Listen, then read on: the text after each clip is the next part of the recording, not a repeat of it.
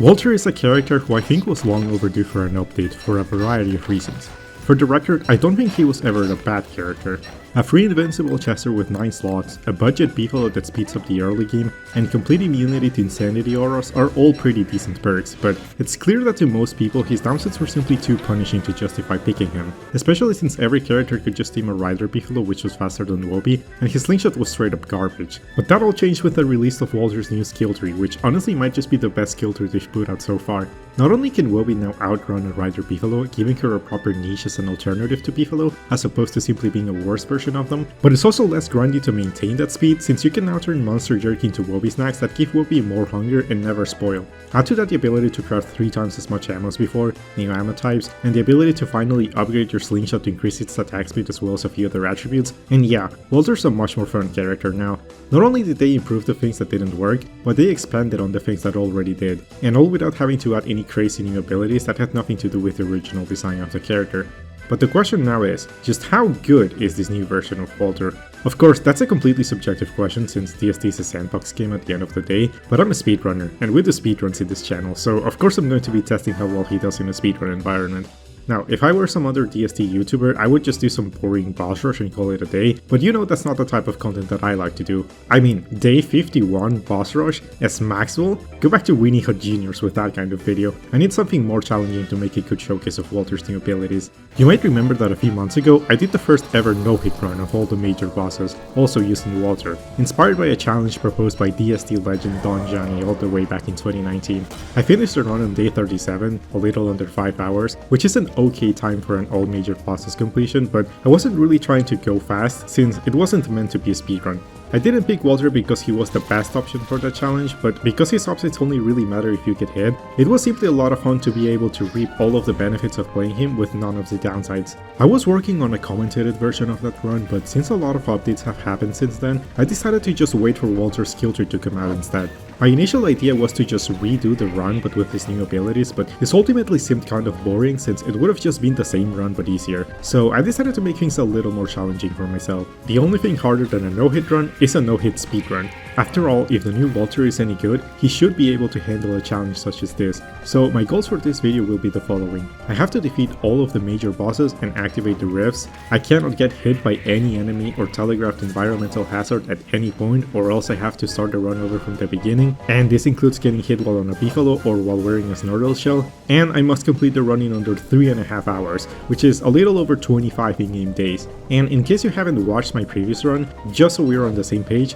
this is not going to be some sort of cheese all bosses run, where I stand outside the arena taking potshots at the boss with a slingshot until they die, in case that's what you were expecting. Just like my previous run, I decided to include a bunch of restrictions against what I would consider to be cheese. In order to be consistent, there's a lot of these, so I'm not gonna read them out, but the most important one here is that I can't be doing damage to a boss while in a situation where I'm actively preventing them from using their attacks. This includes obvious stuff like breaking their AI or attacking from outside their aggro radius, but it also includes hit and run strategies where I attack exclusively from outside the range of the boss's attacks and back away in such a way that the boss can never even attack, with the only exception being when the boss is passive and doesn't try to attack the player.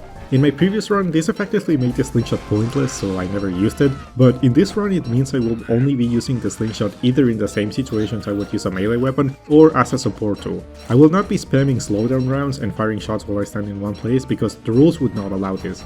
A few things have changed compared to the previous run though. I no longer consider drowning to be a hit if it's intentional, but drowning because of a boat breaking does still count.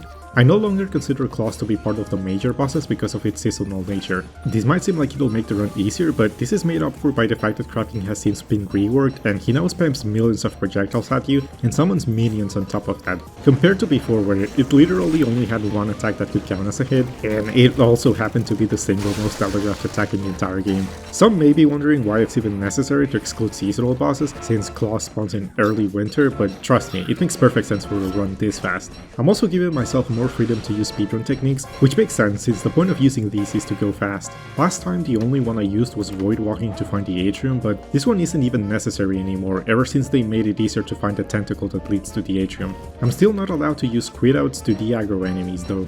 Last time I allowed to give myself a Lace Explorer if I didn't get one from the Ancient Guardian chest, so as to not have to reset. And for some reason this upset a lot of people even though I specifically listed this in the rules of the challenge, but this time I'm going to do the complete opposite and actually ban the Lace Explorer as well as the Walking Cane while I'm at it. Even if it wasn't banned, I still wouldn't use it, but I thought it would be funny to make this an actual rule. And finally, just to clarify, although I am calling this a speedrun in the informal sense, since I'm trying to beat this as fast as possible, it's not 100% a true speedrun in the sense that I'm not planning to submit this to the speedrun leaderboards, and I did take a couple breaks during the run. I'm still following normal speedrun rules though, like keeping mod usage to a minimum, as well as not abusing pauses or quitouts. In my last run, I ended up pausing an insane amount, and I had to take a bunch of breaks because of my carpal tunnel, so in the end I wasn't all that happy with the result, but this time that won't be an issue. The perks I decided to go with are the following. You absolutely want the perk that increases the amount of ammo you get when crafting, since we'll be making a lot of curse rounds, but this requires getting 2 ammo skills first, so I decided to go with the AoE rounds and the lucky rounds. Stinger, Moonglass and Dreadstone rounds will all be useful every now and then, even if they aren't essential, whereas Honey, Shock Scrap and all of the Affinity rounds are pretty much useless for this run. In the Slingshot customization part, I'll only be taking the advanced scripts this time, because the advanced spends don't really do anything, and the advanced frames are too expensive while not really offering anything useful in terms of speed. On the other hand, the Royal Jelly Grip will give an insane boost to the damage output of the Slingshot, so I'll be relying pretty much exclusively on it to deal good DPS with it. As for the scouting perks, neither the Field Medic nor the Pine Tree Pioneer Hat perks will be of any use since this is a no-hit run, and the Portable Campfire isn't necessary since we will be getting a Star Color Staff. So I went with the cheaper Robe, the Woby Snacks and the Portable Drying Rack, which will all save time. I also picked Woby here, Woby there, which is not that useful for solo anymore since it got nerfed, but I will be using it once for a very specific trick. And finally, for the Woby perks, I went with increased speed, sprinting, forager, helping horns, dash and lunar Woby skills. I'm not grabbing the retriever perk since it's never really that useful, and Shadow Woby is unfortunately an objective downgrade for a run like this because teleports don't really do anything special and the extra speed from Lunar Woby will save us a lot of time in comparison. I also prefer to just have the Lunar affinity for this run since the 10% damage boost will be more useful against the Shadow type bosses than the Lunar ones. As soon as I spawn in, the first thing I do is to pause during the spawning animation. Not only does this save about 1.5 in-game seconds because it skips the little delay where you can't move, but it lets you get used to the general shape of the mainland since you can tell in which directions biomes are going to branch out. Additionally, more often than not, this lets you make an educated guess about where the lunar island is, since it tends to spawn in the area with the most empty space. In my case, my spawn location was very close to the center of the world, so I couldn't tell where the lunar island was, but I will be returning to the portal a lot, so being close to the center means I won't have to spend a lot of time to get to other biomes. You can also see that there's a bishop head very close to the portal, which is usually a good sign because it means that there's very likely multiple Shadow Piece set pieces in this world. Each individual sculpture spawns its own suspicious marble, which means you're much more likely to find them without having to explore as much. The next thing I do is to set the delivery location for Woby's carrier skill to the portal. I will be delivering one specific item here, but doing this also creates a map icon that I can use to orient myself, and this will be helpful later. The first 2 days of the run are essentially just setup, so there's not a lot to talk about here. I'm gonna need a lot of the usual resources such as grass, twigs, and rocks, and these can all be gathered at the biome that you spawn in. Early on I locate the Mandrake Forest, which also happens to contain the Scrapyard. Our main priority right now is to get Monster Meat to turn Woby into Peak Woby, and since I need to kill spiders for silk anyway, this is one of the best locations to get it. There's also some green mushrooms around here, and thanks to the foraging perk, I don't need a shovel to get 2 green caps from each mushroom because Woby gets an extra one for me. We will need a lot of Nightmare Fuel for this run, so green caps are the most convenient option to stay insane for an extended period of time. You can also simply stand next to a burning tree and heal back up using blue caps, which also decrease your sanity on top of that, but green caps are still faster, so I prefer using those. We can also hammer the pick houses here for resources. I could tell earlier that this cobblestone grown would lead to the picking because this is the most common biome that the Mandrake Forest leads to, which is great because most of the resources we need can be found here. I'm gonna make a handbat, so killing catcoons is an easy way to get meat, but you do have to be careful because if a catcoon is already chasing something else like a butterfly, it likely will not do its hissing animation and will attack you immediately instead, which is very hard to dodge because of their questionable hitboxes. so I generally recommend you play it safe and make sure it's not already trying to attack something else before trying to attack it. It's very important for me to have a bug net by the time it turns to nighttime because I want 2 fireflies, one for a miner head and one for Pearl's house. You can get fireflies at any time of day from the caves, but I'm trying to avoid entering the caves until day 3 because I'm going to get a bottle to spawn naturally. Each player has a random timer between 1 to 2 days from the moment they spawn in, after which a bottle will spawn once they get on the boat. But this timer unfortunately resets when switching between the caves and the surface, something that I think Clay should really change because it makes no sense for it to work this way. Trading pigskins to the picking for gold is by far the fastest and easiest way to get gold at the beginning of the game, and since we can get those in abundance from hammering the big houses here, this allows us to skip having to detour to the mosaic biome to mine gold boulders. Additionally, since we don't need either the beefalo bill or the saddle as Walter, 13 gold is all the gold we'll be needing for the entire run, only 10 of which we actually need right now. Don't forget to grab the pamphlet from the Glummer statue and mine the statue itself for 3 guaranteed marble. We're gonna be needing 10 marble for Pearl's house plus whatever extra we can get for marble rounds in the early game. Small speedrun trick here, by the way. You can open the settings menu right as you jump into Wormhole to get a small glimpse of all the biomes standing between both ends of the wormhole. This is super useful in the early game since we want to gather as much information as possible about the world as fast as we can. We're gonna need 5 carpet flooring for Pearl's house, which can be obtained by either shaving or killing a beefalo and then crafting it, or by digging it up from a set piece that has it. In my case, I found a set piece with it, so I dug it up, which is definitely the faster option, while Woby mined all the marble around me. In the Mandrake Forest, I also found not 1 but 2 totally normal trees, which give us more than enough leaving logs that are needed for the whole run. Normally, I would just get these from the Mushrooms once we go to the Lunar Grotto, but this definitely saves us a bit of time and marble rounds. And because it's the Mandrake Forest, I'll be grabbing 2 mandrakes for pinflutes. You could get away with just 1, but 2 is definitely much safer. This time, the spawn portal will act as our pseudo base, where I'll be placing down our alchemy engine and other crafting stations. Right now, I only need to make the handbed and the miner hat since we're gonna go hunting for cookie cutters, but there's no reason not to prototype as much as I can, so I also make the opulent pickaxe and luxury axe that we'll need to make a pick/axe in the ruins, as well as the marble rounds. As you can see, I have a lot of items on me, which is to be expected from this kind of run, but we can simply drop off anything that we don't need at the portal and then grab it later once we do need it. As you can see, I didn't even find Chester, but that's okay because we won't be needing him during this particular run. Since almost 2 full days have passed since the start of the run, I decided to place down a grass raft to generate a message in a bottle and also take the opportunity to look for salt formations to kill cookie cutters. Believe it or not, even though salt formations are random, there is a way you can increase your chances of finding them. Generally, salt formations either spawn in the middle of nowhere or close to the shores of mainland biomes, and the latter very commonly tend to spawn facing southwest from the mainland. You don't need a compass to tell where this is as long as you know how to orient yourself using visual cues. Once you're on the water, simply row in a straight line without stopping, and you should come across the bottle you just generated, since it tries to spawn based on the direction your boat is moving in. This reveals that Pearl's Island is not too far from the Mandrake Forest, and sure enough, I found a salt formation in cookie cutters. We need 10 cookie cutter shells for Pearl's house, and not only will obtaining them early on get a big RNG bottleneck out of the way ASAP, since otherwise we would have to just hope that there are salt formations near Pearl's Island, but cookie cutters also drop a lot of monster meat that we can turn into Woby snacks using the portable drying rack. I definitely do not recommend trying to fight cookie cutters without a weapon that deals 50 or more damage, because if you take more than 2 hits to kill them, they can fight back, and fighting multiple of them at once when that's a possibility suddenly becomes a lot more dangerous. Once we're done, we're going to perform a small trick to save some time, which is called a boat warp. If you pause the game and quit out while your character is on top of water, the game won't have anywhere to place you once you come back, so it will instead default to placing you at the portal, essentially giving you a free teleport from anywhere on the map back to the portal.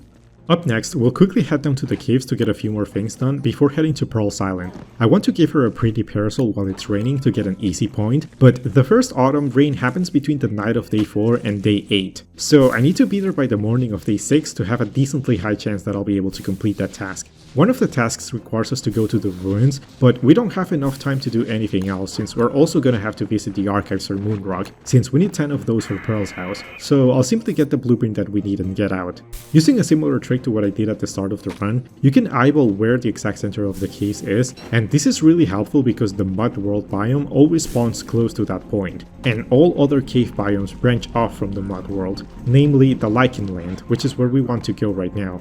This cave entrance close to the portal leads very close to the mud world, so by simply outlining the entire body area using Woby's insane speed, I pretty much immediately find a liking area. Ruins generation is generally very predictable, and I'm not going to go into detail here about how it works, but you can easily find where the clockwork biomes are by simply finding the path that the ruins generate along and following that in a straight line. Right now, all we need to do is to find a chair.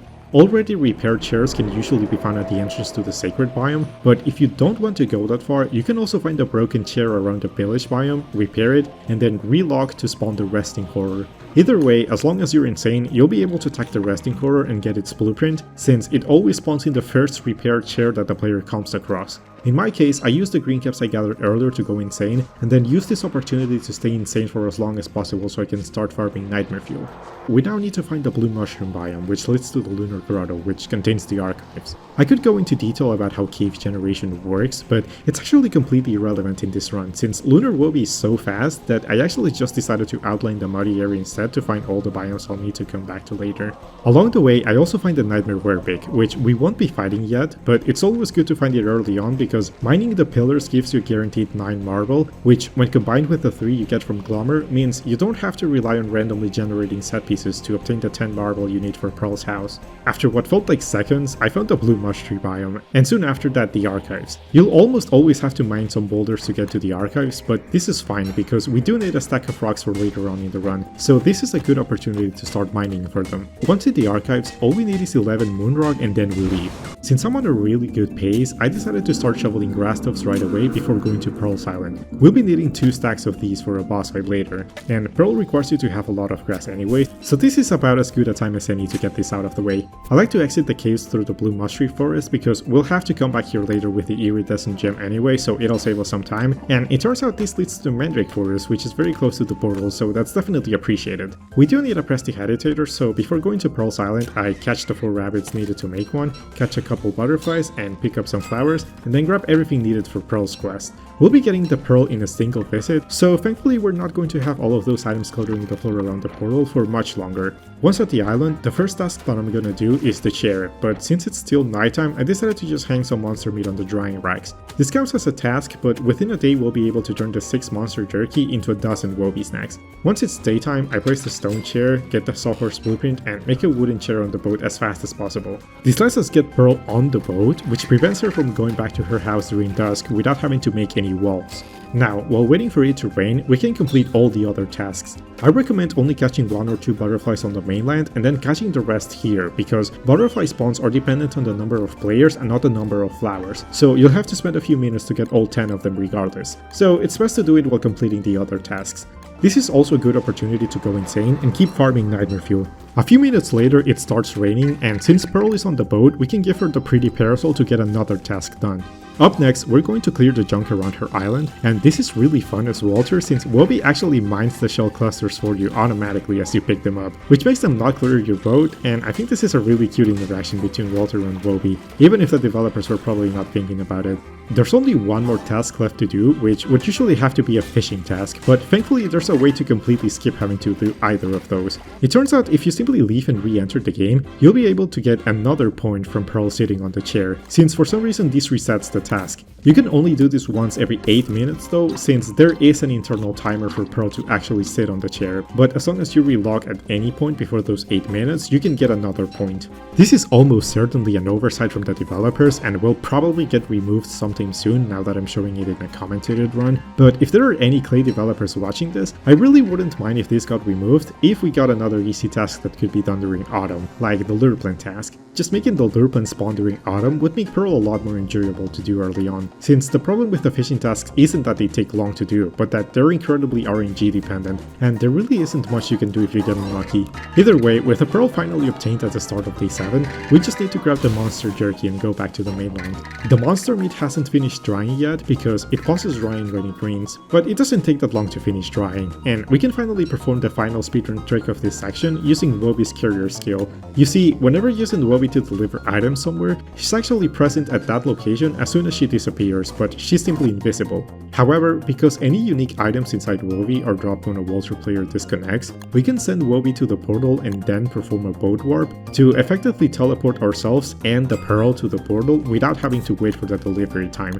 If it weren't for this trick, we would actually have to row back to the mainland because boat warping with the pearl simply drops it onto the water, but this way we can save ourselves a couple minutes. You don't even need to have a container at the destination in order to perform this trick, and it works with any unique items such as the eyeball or the terrarium. And finally, after almost an hour's worth of setup, we can finally start fighting some bosses. This is why I really don't like including Celestial Champion in my runs, because you're forced to spend a lot of time doing Pearl's quest before anything really interesting happens.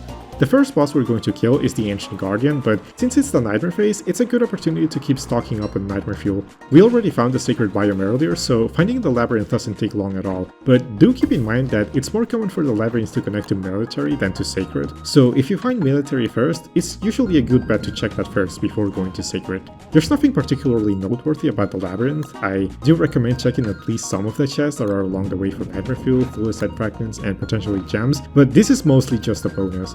I did grab a Locksuit for the fight, which makes it easier for me to animation cancel without needing to unequip my Miner Head, but this is just personal preference. There's not much to say about the fight. I mean, it's Ancient Guardian. The biggest threat in this fight are the rocks that fall when he hits a pillar, since they can bounce off the pillars and hit you from very far away. So what I do is I stand at the max possible distance and shoot marble rounds at the boss, so I can keep dealing damage while I'm safe from the debris. While I don't have a speed boost, the Shadow Tentacles are not too much of a threat, since I'm wearing a Miner Head and I can listen to the sound cues for when they spawn. Ancient Guardian becomes Shadow aligned during his second phase, so it ends up being a little bit quicker because of my Lunar affinity. Once dead, it's a good opportunity to gather some of the rocks that fall from the ceiling during the fight to complete a stack, and grab anything we need from the large ornate chest. The chest will always be guaranteed to have at least 7 of the 9 possible loot rolls, and 1/3 of the time it will have all 9 of them, so this is a very safe way to get the green and yellow gems that we need. I also got a Magiluminescence and a Starcrawler staff, both of which I was about to craft anyway, but at least that saves me a bit of Nightmare Fuel.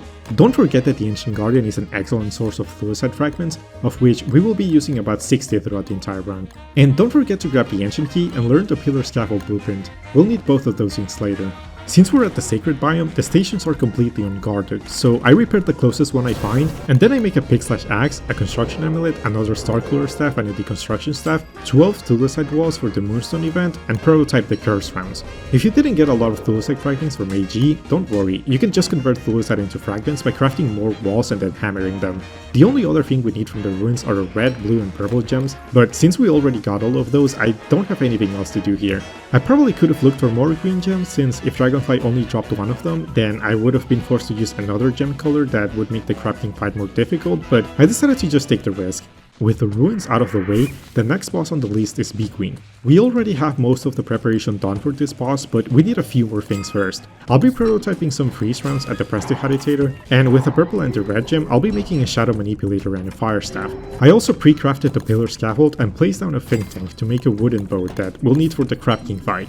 The last thing we need are reeds, 22 to be exact, and 4 mosquito sacks for water balloons. I thought I caught a glimpse of the swamp earlier by the picking biome, and sure enough, there it was. I also spotted a spider quarry past the swamp, and since I was missing 2 silk for another bug net, I killed the spider then with a slingshot. Needless to say, the swamp is really scary in a no-hit run, especially since Walter can't tell where the tentacles are by looking at his sanity drain like the other characters. Additionally, mosquitoes are just bastards, plain and simply. They are very fast, their attacks come out almost instantly, and they clip inside your character model, so it's difficult to see them. If a mosquito spawns on top of you as soon as it turns to dusk, they can attack you right away and end your run instantly, which has happened to me before, so I decided to keep my distance and kill them with marble rounds instead.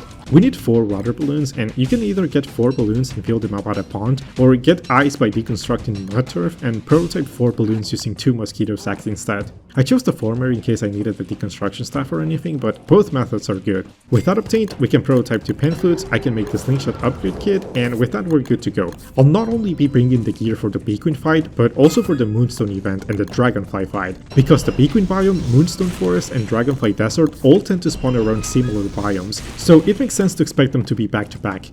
We also pretty much already covered the entirety of the other branch, so it's more or less guaranteed that all the other biomes will be found on the opposite side of the world. Sure enough, I soon locate the Bee Queen biome as well as the set piece with the shadow pieces. Before starting the fight though, I need to get rid of any killer beehives around the area, and I also get my first sound wave, so I have to deal with that as well.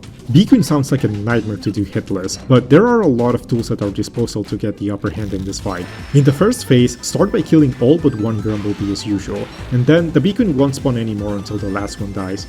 Normally, I would do this first phase by kiting the Bee Queen and getting 2 hits in between attacks with melee, but I only have a handbat and a Magiluminescence this time, so this would take a while and be kinda risky. Thankfully, a safer and slightly faster option is to simply kite the Bee Queen around on Woby and shoot her with curse rounds instead, while distracting the Grumblebee with a Fire Staff. I'm not using any firing speed upgrades for the slingshot, and because I'm not using slowdown rounds, the tentacles often miss Bee Queen entirely, but this is still more preferable than doing it with melee in my opinion. The only upgrade I have on my slingshot right now is the Pigskin Band, which slightly increases range by a small amount, which some people might not even consider to be worth it, but it's practically free, and when you're doing a bunch of fights that require a lot of precision, I think it's good to have a tiny bit more leeway. Phase 2 generally takes a while because you have to separate the Bee Queen from her Grumblebees, but if you use the pamphlet efficiently, you can do this very fast. I'm going to be using the same strategy I talked about in my no-hit run with only punches, where if you hit the Bee Queen once with a ranged attack before slipping her, it begins a new hit stun cycle that allows you to get 10 hits with every use of the pamphlet, if you animation cancel correctly. Using this technique, it takes less than a single pamphlet to do this entire phase. I do have to be careful near the end of the phase because I can sometimes skip the transition to phase 3 and immediately start the Grumblebee charge, which is very likely to result in me getting hit due to my low speed. I should clarify that I'm using the Epic Health Bar mod on Silent Capture mode, which means that although you can see the health bars, I couldn't see them during the run, so I had to keep careful track of my damage to prevent this from happening. Phase 3 and 4 go by very fast because we get the ability to use a much better source of damage than either melee or the slingshot. In this phase, the Bee Queen will no longer actively try to attack the player, sending her Grumblebees to attack instead, and this means we can simply use fire damage against her while she stands in one spot like an idiot. That said, this does require you to stand at a certain range, so the Bee Queen doesn't move, since she still tries to keep a certain distance away from the player, all the while the Grumblebees are constantly charging at you. But using Woby speed, this isn't a problem at all. I did mess up a little bit occasionally and the Bee Queen moved, but this is very easy to correct. The main thing to watch out for is that you don't let the grass tufts and rope burn for more than 30 seconds, or else they'll turn into ash, but as long as you have a timer, this is easy to keep track of. Once the Bee Queen dies, I grab all the Royal Jelly, the Bee Queen Crown, and the blueprint for the bundled wrap, since we'll be using all of those throughout the run. The Dragonfly Desert is located right past the Bee Queen biome, but we don't have enough time to fight the Dragonfly just yet, so we'll be doing the Moonstone event first. Thankfully, the Dragonfly Desert is pretty much the only biome that could lead to the Moonstone Forest in this world, since we've already checked all the other biomes that commonly lead to it, and it's also the most common biome for the Dragonfly Desert to lead to. Finding the Moonstone itself is very easy, not only because Lunar Woby is stupidly fast, but because the game marks its location from off-screen with a point of interest marker. These are super useful, by the way, and you can keep them available at all times by simply resetting your scrapbook with console commands. Now that we have Royal Jelly, we can finally make the Jelly Grip, which will massively increase the attack speed of our slingshot, and it's also the last upgrade we'll be getting for this run. So we can simply get rid of the upgrade kit now. The setup for the Moonstone event is really simple. Just 12 walls in this arrangement and a science machine to block the incoming enemies are more than enough. I previously used a single berry bush instead, but a recent update changed how placement works, so I heavily recommend you use a science machine instead. It's not only safer, but it's also easier to place, since you can put it down after placing the walls. Because my pace was really good, I have 3 whole minutes left before the Moonstone event actually starts, so rather than sitting around waiting, I decided to explore more of the map just to see if I could find the other 2 suspicious marbles that I haven't found yet. The Moonstone event goes by smoothly, and it's also a good opportunity to get more food. Just be careful around the werepigs because they behave weirdly around walls and can out of nowhere attack the player at a much faster speed than they usually do. And also don't get close to any enemies when the event ends because they will immediately switch to attacking you instead, so just stay at a safe distance. It's day 11, and with the Moon Color Staff in our hands, we can immediately head back to the Dragonfly Desert and fight that as our next boss. Just don't forget to destroy any Houndmans that might be too close to the arena. Mechanically, Dragonfly is a very simple boss, so there really isn't that much to explain here, but that doesn't mean it's an easy fight. There's a lot of attacks that have to be dodged, and getting 7 hits in between attacks consistently requires very precise animation cancelling.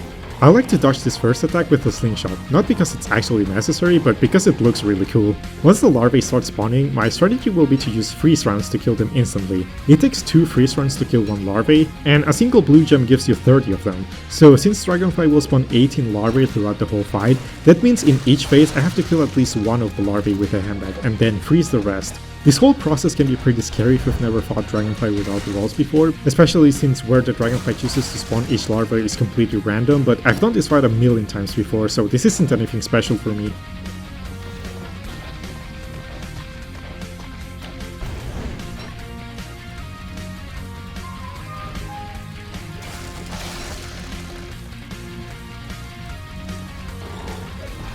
Once it turns to nighttime, I switch to my miner hat and go for 6 normal hits instead before dodging, but the timing is the same since 6 hits without animation cancelling and 7 with animation cancelling take the same amount of time. This was a pretty fast Dragonfly fight, and once dead, we can grab a bunch of gems that we'll need for the Crab King fight. We can also turn one of these red and blue gems into a purple gem and make a Nightmare amulet that we'll need for later. Additionally, because I had a spare purple gem and a construction amulet use, I decided to make a telelocator staff to slightly speed up gathering resources during the Moonstorm event. Here I chose to deconstruct the Shadow Manipulator to get the 7 Nightmare Fuel back, which may seem kind of wasteful, but this run requires tons of Nightmare Fuel. We now need to head to the Archives with the Iridescent Gem, but I noticed I forgot to pick up Honeycomb for bundling wraps, and some cactus from the Dragonfly Desert. So I went back to do that, and also brought the Bishop Head to the Sculpture while I was at it. Woby's Foraging perk allows her to get an extra cactus flesh, meaning you get twice as much cactus, which is excellent for sanity regeneration. We won't be needing this just yet, instead I'll be bundling it alongside the Royal Jelly so that when we obtain the Enlightened Crown, I can use this to keep my sanity up. The archives are pretty much the same as always. The only thing I recommend is finding the area where you do the minigame and destroying the centipede husk so it doesn't attack you while doing it. Other than that, the empowered sprint from Lunar Woby actually makes this section a breeze, and it's probably the only time I've ever had fun doing this dumb minigame. Back at the surface, I can use the astral detector to find the Celestial Sanctum pieces and take them to the Lunar Island. This is just as boring as any other playthrough, and there's no real way to speed up this process, but a useful trick I can give you here is that if your world has the frogs and bugs biome, not only will the eye bone be guaranteed to spawn in it, but both of the Sanctum pieces will as well. There are other ways to predict where the pieces will spawn based on what biomes you have, but in my case I didn't get any of these favorable generations, so I had to ride pretty much halfway across the world to get both of the pieces. Still, since Woby suffers no penalty from carrying heavy objects besides unequipping your hand and body items, this doesn't take too long. By this point, I've also uncovered about 50% of the surface of the mainland and found both the terrarium and the remaining shadow pieces, so I decided to move those as well while I'm not carrying a backpack with me. As for the terrarium, you do have to be careful because sometimes the set piece with the chest contains enemies, and that can be pretty scary, but Woby running away from enemies was actually helpful here to avoid getting attacked by the spiders during the mounting animation.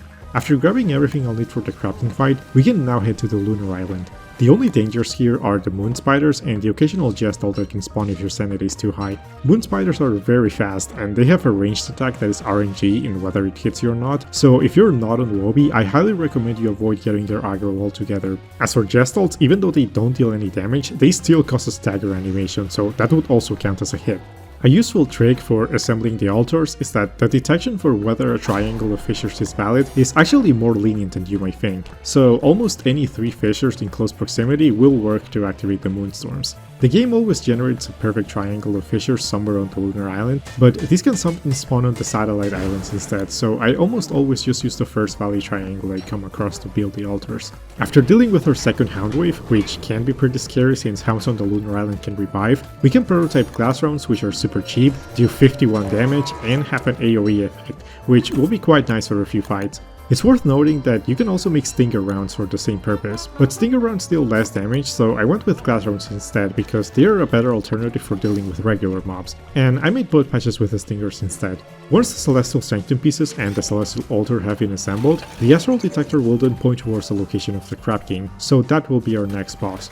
In about 1 out of every 3 worlds, the Crab King can be found reasonably close to the Lunar Island, since it tends to prefer spawning where there is a lot of space, and that was the case in this world, so we don't have to roll a lot before finding him.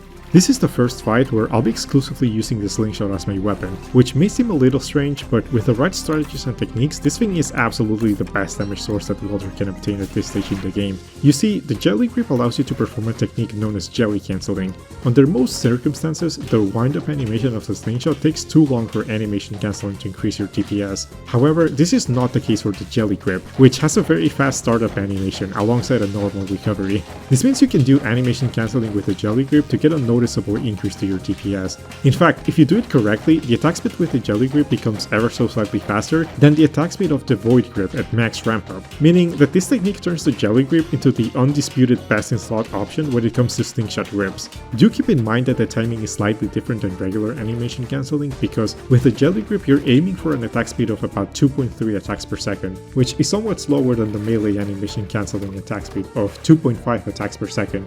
You also have to do this by unequipping either your head or body slot item, since this gives you some buffer frames that are necessary for the technique to work, meaning other animation cancelling methods such as stutter stepping will not work for jelly cancelling. My standard choice of gems for this fight are 4 greens, 1 purple, red, yellow and orange, plus the pearl. Green gems are irrelevant since they only increase the number of claws, and the claws cannot reach you if you stand in the middle of the boat while shooting at the Crapking with the slingshot. Using only one of the other gems will only give the Crapking negligible buffs, but if I got unlucky and didn't get enough green gems from either Ancient Guardian or Dragonfly, I could have also added more of purple, red, yellow, orange and blue, in that order of difficulty, but this would have granted the Crapking some very significant buffs that would have made it much harder to avoid taking damage. Green gems are not that hard to get though, so this wasn't an issue. Before starting the fight, I need to place down 2 grass rafts in such a way that they draw the aggro from the cannon towers away from me, so they don't immediately end my run the instant the fight starts. I tried to eyeball the placement of the grass boats, and my placement was less than perfect and could have resulted in me having to destroy 1 or 2 towers, but luckily they didn't aggro on me. It's important to hug Crapking with the boat because the shadow tentacles from the curse rounds can only spawn on the boat itself, so if I moved away I would be losing out on a lot of damage. Using a wooden boat is very important here, not only to avoid damage from the claws, but because you have a larger surface area to dodge the huge AoE of the cannonballs if you do get targeted by one, and because wooden boats do not get one-shot by cannon towers that respawn under it. The downside of wooden boats is that they can have leaks, which is why I brought boat patches with me. The fight's pretty simple after this point, you just try to keep the boat as close as possible so that you can still shoot Crapking from the center of the boat once the claws respawn. Killing the towers is not 100% necessary, but because I have a ranged weapon, this makes the fight much more safe and consistent. With the DPS of jelly cancelling and curse rams, this fight takes less than 2 minutes, and Crapking doesn't even get to enter the ice phase more than twice, so this is the first fight of the run where Walter's abilities give him a significant advantage over other characters. As other characters, a consistent hitless Crapking fight is very annoying to do, because you have to deal with the claws and the towers at melee range, but this can be bypassed entirely thanks to the slingshot. As you can see, I'm almost dead from freezing because of the wetness I accumulated during the fight, but don't worry, this was intentional to lower my sanity before starting the Moonstorms. Placing the last of the 3 altars will begin the Moonstorms and cause the entire rest of that day to be a full moon, which is the perfect opportunity to fight the Twins of Terror since they can only be fought at nighttime. For that reason, I waited a little bit before placing the altar. Killing the Celestial Champion will also cause a new moon for an entire day, which will let you fight the Twins with the Enlightened Crown, but I prefer to fight the Twins now since I have more visibility. The Twins were an incredibly annoying fight the last time I attempted this challenge because their behavior is wildly inconsistent and they can do things that can easily catch you off guard and result in you getting hit, even with both a Keen and a Magiluminescence. But this time it's the complete opposite. Using Lunar, Woby and Curse rounds with jelly cancelling, this fight only takes around 4 minutes because we're basically shooting them constantly and dodging their attacks is incredibly easy since we can just dash away. Like in my previous run, I lead the Twins away from their spawn point as I dodge their attacks. Not only does this leave their minions behind, so I don't have to fight them simultaneously, but once the Twins are at a certain distance away from their spawn point, they become more passive and only attack the player in retaliation, which is useful in case we need to kill some of the minions. Other than that, don't forget they dash 3 to 5 times in a row at random, so I recommend always assuming that they're going to do 5 just for safety. Both of the Twins drop Nightmare Fuel and Electrical Doodads, so I'll be picking those up once they die. I'll also be grabbing the Shield of Terror, which isn't really useful for anything in this run, but I might as well carry a backup weapon. A quick boat warp using a Marauder boat teleports us straight to the portal without having to row all the way back, so with no time to waste, the first thing I do is check the meteor field at the Mosaic biome. Completing Pearl's quest increases the chance of the suspicious moonrock spawning up until it becomes guaranteed, and since we completed all the quests more than an hour ago, it's pretty much guaranteed to be here by this point. The next segment is a little scary. I'm going to dig through the junk in the scrapyard in hopes of obtaining a single potato to make the struggles. The reason this is scary and why I didn't do this in my previous run, instead opting to get a potato seed from a catcoon at the start of the run, is because there's a chance for a creature to spawn every time you dig through junk. This doesn't sound like a problem, but the creature that spawns, be it a spider or a catcoon, is hard-coded to attack you the instant it spawns, and its spawn location is random. If a spider spawns, this isn't much of a problem, but catcoons have a huge attack hitbox, and even with Woby at top speed, it's not consistently possible to dodge this attack 100% of the time based on my testing, if you get really unlucky. You can significantly increase your chances of dodging the attack if you walk in a half circle after digging through the junk, but there's always a small chance it won't work. Thankfully, I only spawned a single spider before getting the potato, but once I got it, I decided to just destroy the fences instead for the 8 scrap since I really didn't want to take any more chances. This is more than 2 hours into a no-hit run, and we've already killed 5 bosses, so I would have been really mad if I lost a run to a Catcoon this far in. I'd still rather take this gamble than do the Moonstone event without the struggles though, because the overlay actually prevents you from targeting birds with a slingshot unless they're very close to you, and with so many other things to deal with, I don't think I would be capable of pulling that off in a real run. Unfortunately, I had such bad luck that the Moonstorms spawned inside the swamp, which already sucks in a regular playthrough and is even worse in a no-hit run. Thankfully, I was able to find an area in the spider quarry away from danger that still had the Moonstorms, and I farmed the resources there. You have to be careful here because charged moonglass explosions and getting shocked by moongleams both count as telegraphed environmental hazards and thus count as a hit, but at least we don't have Gestals to deal with since I went insane earlier. As you can see, casting the Teledoculator staff creates lightning, which creates a guaranteed charged moonglass that you can mine for infused moon shards. We need 30 of these to summon the Celestial Champion, and the only other way to get them is to slowly wait for charged moonglass to spawn, which has a random timer, so any way to speed up this process is highly welcome. Unfortunately, Waxlap decided to head back into the swamp, so now I had to just hope there weren't any tentacles nearby. Thankfully, the long range of the slingshot combined with the AoE of the glass rounds made this much safer compared to my previous run, in which I had to actually kill the birds with a melee weapon while constantly being harassed by the moon gleams and dodging charged moonglass explosions. The only other thing that's changed since then is that for some reason they swapped the names of the Calibrated Perceiver and the Widget Deflubber. I'm not really sure why, but this really threw me off while I was practicing this route. Before heading once more to the Lunar Island, I decided to grab the Nightmare Amulet since I wasn't too confident in my ability to do the Celestial Champion fight. To be clear, doing this fight with max enlightenment is not too difficult under normal circumstances, but doing it completely hitless, consistently, especially with no damage multipliers and only Magiluminescence for speed, is well near impossible, because the Gestals are capable of spawning in places where they are effectively invisible to the player, and since they shrink during their wind-up animation, you'll very often get hit in situations where there wasn't much you could do, especially if you start the fight after winter has already started. In my previous run, I killed Fuelweaver first so I could wear the Bone Helm during the Celestial Champion fight, but this time I didn't get any sanity reducing items, so I'm going to have to employ a few other strategies to minimize my risk of getting hit. Phase 1 is more or less the same as always, there's not really much to say here, but when it does the Gestalt attack, you want to dodge it by moving away from it. Some people think this can be dodged by running around in a circle, but unfortunately the direction the Gestals move is random as far as I'm aware, so taking your distance is the only way to completely avoid it. Since it's almost winter, I light up trees not just to heat up my thermal stone, but also to intentionally damage myself to reduce my sanity. Walter doesn't have a lot of HP, so I can only do this to a certain extent, but I did bring the Guardian's Horn, which I can eat to recover 60 HP. Phase 2 isn't all that bad because Magiluminescence makes the spin attack easy to dodge even on reaction, but be very careful about the Gestalt attack. This attack is difficult to dodge, not because it's mechanically difficult, but because the camera really does not do a good job of showing where you're supposed to move to avoid it. For that reason, I always position myself in such a way that the attack comes out straight, making it easier to dodge, and I back out for a few seconds and then run back in such a way that the first wave of Gestals is already harmless, while the second wave hasn't gained its hitbox yet. I still recommend maneuvering in between them just to be safe, or simply move away once the attack starts and don't stop moving to completely outrange the Gestals, although this causes you to miss out on a lot of DPS, so that's why I don't do it. Phase 3 would be a complete nightmare to do hitless with the gear that I have on me, but thankfully Walter has a way to do this more quickly and safely. Using curse rounds with jelly cancelling once again, by simply standing at the max range, all of the boss's attacks are a lot easier to dodge, and it's much easier to see if there are any Gestals around me. Plus, I can equip the Nightmare Amulet for a few seconds to despawn any Gestals currently floating around the arena. While I definitely could have gotten some green caps for this fight, I actually prefer doing it this way since I'll be using the Enlightened Crown immediately after this to fight the Shadow Pieces. So getting a free sanity refill is obviously better in terms of efficiency. The Celestial Champion fight took a while, which is understandable, but despite having a few hiccups, I still somehow managed to score a first Autumn Celestial Champion kill.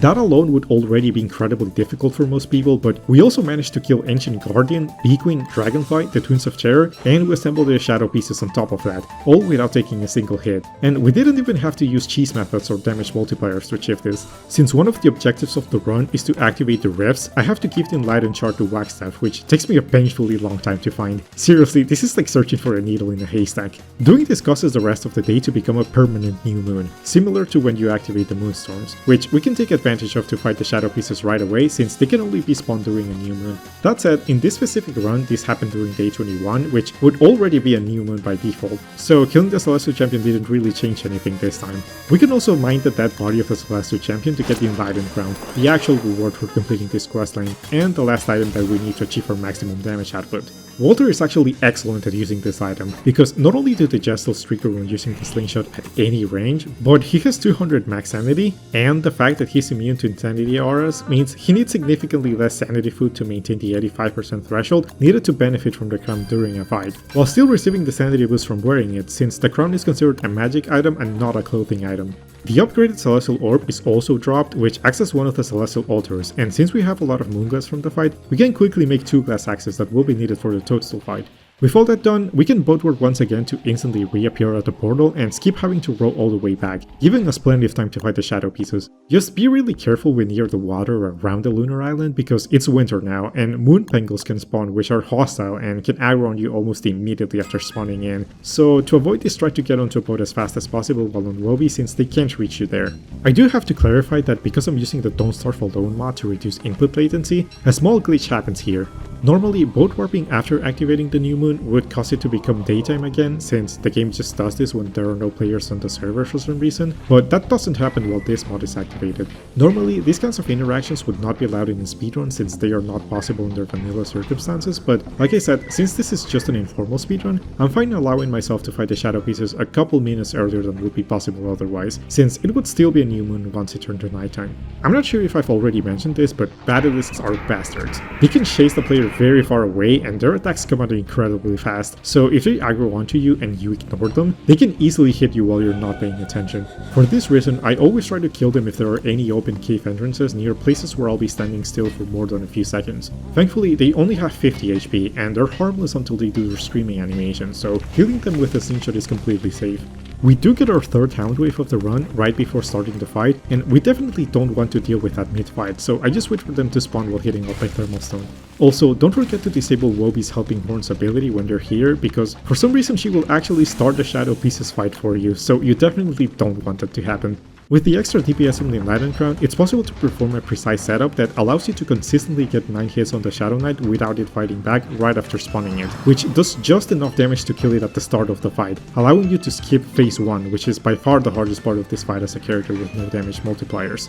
My strategy after this will be to fight the tier 3 Shadow Bishop, because with very precise timing, you can actually completely dodge his attack with Woby's dashing ability. It's very easy to mess this up, which is why I had to practice this a fair bit in order to be able to do it consistently, and yes, I could just fight the tier 3 Shadow Rook instead, but not only does this take slightly fewer resources, but it's way more satisfying to pull off. This fight is very fast, only taking like 2 minutes, so thankfully we only have to dodge the bishop a few times before it dies. Our DPS right now with daily cancelling and the Enlightened Crown is just crazy. The shadow pieces drop a lot of nightmare fuel, and we can get even more by deconstructing the knight armor and the dark sword that they drop. That said, I did get kind of unlucky here because the amount of nightmare fuel dropped by the shadow pieces is slightly random, and I got pretty much the lowest possible amount. So what I could have done is deconstruct the Shield of Terror as well, which drops 3 more nightmare fuel, since I had an extra use of the deconstruction staff remaining. Thankfully, I ended the run with the exact amount of nightmare fuel that I needed, so this wasn't necessary even though I got unlucky. With the Shadow Atrium obtained, the only things left in the run now are to get the 8 fossils for the Fuelweaver fight, the 5 dreadstone to activate the Shadow Rifts, and then just kill Toadstool and the engine Fuelweaver. A really quick and easy way to get the fossils is to simply hit the Stalagmite one time and immediately play the Panther. This might seem a little scary, but the spiders won't attack you until after they finish their screaming animation, so this is actually completely safe as long as you're quick. Walter doesn't even lose sanity from the spiders like other characters do, so we can just use the Enlightened Crown as a minor head replacement. The engine key is dropped whenever you leave the caves, so don't forget to pick it up at the last cave exit that you went through when you last held the key. I also realized here that I forgot to bring the 40 rocks that I collected towards the beginning of the run, so I had to go back to the portal to get those. For some reason though, there's another weird glitch with the Don't Starve Alone mod that causes it to be permanent nighttime, even though it's clearly supposed to be daytime, since more than a day has passed since we activated the Lunar Glyphs. Some people actually find that Toadstool is the worst thing in the world, and if you don't have a Beefalo or Woby, it can take a while, but the 3 Toadstool spawners almost always spawn in a very limited range of biomes. One of them you will always be guaranteed to find by simply outlining the muddy area, since it will always be connected to one of the 3 satellite muddy biomes. After that, the remaining 2 spawners are overwhelmingly likely to spawn in either the green mushy forest or the rocky biome with the rock lobsters, the latter of which frequently has both Toadstool spawners, plus a smaller chance that the Stalagmite biome contains one. That said, it definitely does help that Woby is so fast that we've basically already explored half the caves by simply existing. Before heading to Toadstool though, I'll be getting the Nightmare Werepig out of the way. We don't actually have to kill this guy since he's not considered a major boss by my rules, but we do have to get him to around half health for him to use his slam attack, since the pillars are the only way to get the 5 dreadstone needed to activate the shadow rifts. If I had to do this melee, this would be one of the more annoying segments of the run, since despite his fairly simple mechanics, Nightmare Werepig has some really annoying interactions where he kind of just skips animations, which coupled with these really unintuitive hitboxes and the fact that his entire body is a hitbox even if he misses you, just makes this whole fight kind of tedious in a no-hit run. Thankfully, we can just use his slingshot from a safe distance while dodging his attacks on Woby, so I didn't have to worry about any of that this time. Once he gets to around half health, we can make him destroy the pillars, and I'll be grabbing a couple extra dreadstone to make dreadstone rounds. Like I said, we don't have to kill him, so I just leave the area and head to Toadstool's arena, which ends up being in the rock lobster biome. I'm gonna be honest, as Walter with the slingshot, this is barely even a boss fight. If you simply stand far away from Toadstool next to some door stores while shooting him with my current setup, you can easily kill him in like 5 or 6 minutes, and he never even gets the opportunity to tag. It's kind of difficult to say whether or not this breaks my own rules, since the boss not being able to catch up is mostly just a result of them being terribly slow, but just to have a fair fight, I decided that I can only shoot Toadstool with a slingshot if I'm in a position where he can use his attacks.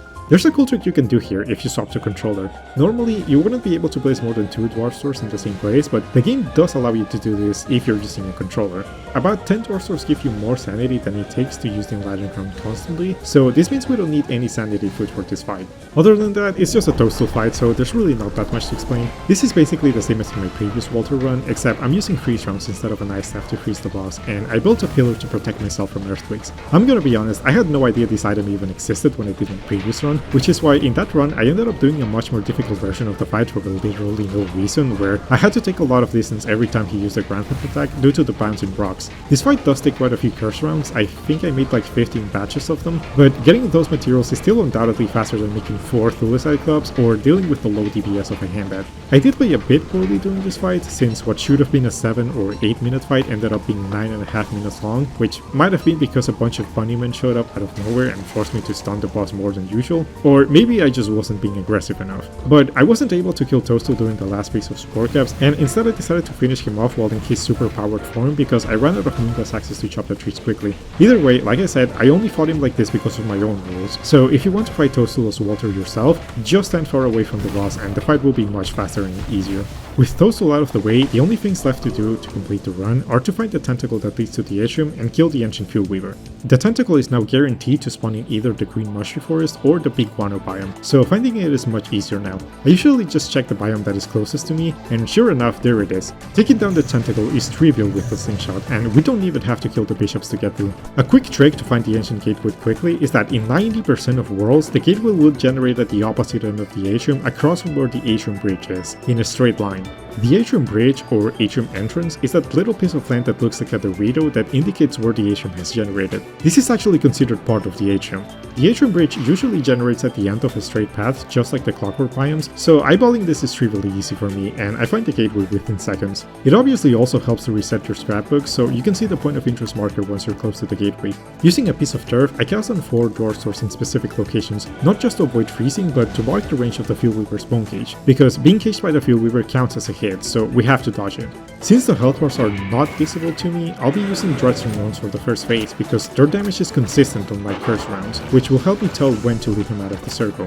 If you've watched either of my previous no-hit runs, the strategy is exactly the same for the first phase. Just dodge the first bone cage and then he'll be guaranteed to only use hostile spikes for a while after that, which gives you plenty of time to bring him down to his second phase. Using the Nightmare Amulet not only lets us get extra damage, but it resets his bone cage cooldown as well, since they share the same cooldown. Once he goes invincible, I swap to the Beacon Ground to regenerate sanity whenever he comes near me, and I switch to the glass rounds to kill the woven shadows while leading him around the arena and dodging his bone cages. At the end of each round, I can get a lot of damage in, and I just have to do this 3 times to kill them. The fight took exactly 5 minutes, and it was much easier than in the previous run. In that run, I would have considered this fight to be harder than all the other ones combined because I only had 50% speed and I had to do 5 or 6 rounds for almost 10 minutes, but New Walter makes it a breeze in comparison. It's still a difficult fight though, I just make it look easy because I've practiced it a lot.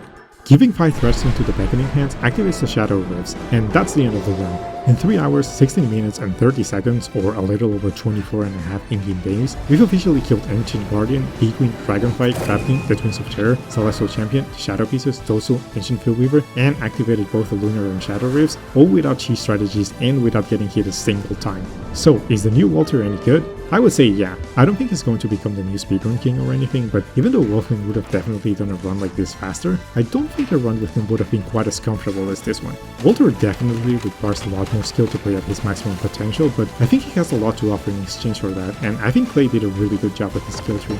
That's the end of the video. If you liked it and would like to watch more of this type of content, don't forget to like and subscribe. And if you hated this video, leave a mean comment down below to boost the algorithm. Thank you for watching.